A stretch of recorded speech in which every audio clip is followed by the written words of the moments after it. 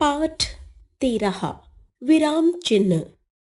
राजू, तुमने सुनार की दुकान से हार क्यों चुराया? साहब, दुकान के बाहर लिखा था दीपावली के शुभ अवसर पर 100% लाभ उठाएं। मैनेजर साहब, मुझे लोन चाहिए। क्या बैंक में तुम्हारा खाता है? अभी तो घर पर ही खाता हूँ। लोन दे दोगे तो बैंक में खा लिया करूंगा। बच्चों, बस इरादे बुलंद होने चाहिए। पत्थर से भी पानी निकाला जा सकता है। मैं तो लोहे से भी पानी निकाल सकता हूँ सर। कैसे? हैंडपंप से। आपने देखा कि ऊपर दिए गए संवाद को आप सही तरीके से तभी समझ पाए जब उनके बीच तथा अंत में विराम चिन्हों का प्रयोग किया गया था। विराम चिन्ह का अर्थ है रुकना या ठहरना। अतः वाक्यों के बीच में तथा अंत में विराम को प्रकट करने के लिए हम जिन चिन्हों का प्रयोग करते हैं उन्हें विराम चिन्ह कहा जाता है।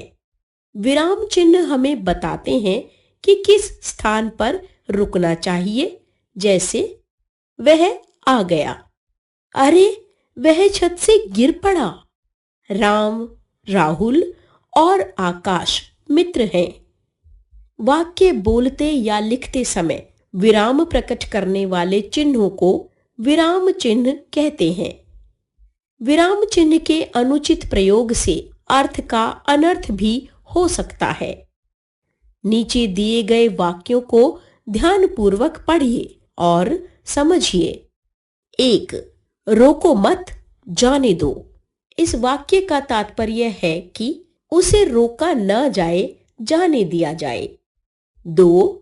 रोको मत जाने दो। इस वाक्य का तात्पर्य है कि उसे रोका जाए, जाने न दिया जाए।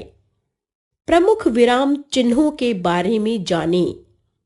हिंदी भाषा में निम्नलिखित विराम चिन्हों का आम तौर पर प्रयोग किया जाता है। 1. पूर्ण विराम। 2. अल्प विराम। 3. अर्ध विराम। 4. प्रश्नवाचक चिन्ह। 5. विस्मयादिबोधक चिन्ह। 6. निर्देशक चिन्ह। 7. उद्धरण चिन्ह। 8. विवरण चिन्ह। 9. योजक चिन्ह। 10. कोष्ठक चिन्ह। पूर्ण विराम। इस चिन्ह का प्रयोग वाक्यों के अंत में होता है।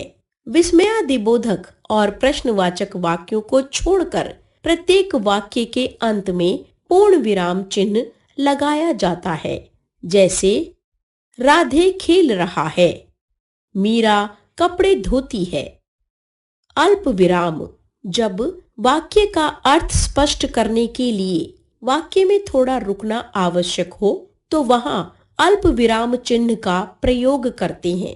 जैसे चित्रा, कल्पना और रुचि मेला देखने गईं। मैंने बाजार से सेब, केले और संतरे खरीदे। अर्धविराम। जहां वाक्य में पूर्ण विराम से कुछ कम और अल्प विराम से कुछ अधिक समय तक रुकना आवश्यक हो वहां अर्धविराम चिन्ह लगाया जाता है। जैसे परीक्षा की तैयारी करो वरना फेल हो जाओगे। जो आज मित्र है कल वह शत्रु हो सकता है। प्रश्नवाचक चिन्ह। प्रश्न सूचक वाक्यों के अंत में प्रश्नवाचक चिन्ह का प्रयोग किया जाता है। जैसे क्या वे पढ़ रहे हैं? तुम कहां से आए हो? विस्मयादिबोधक चिन्ह।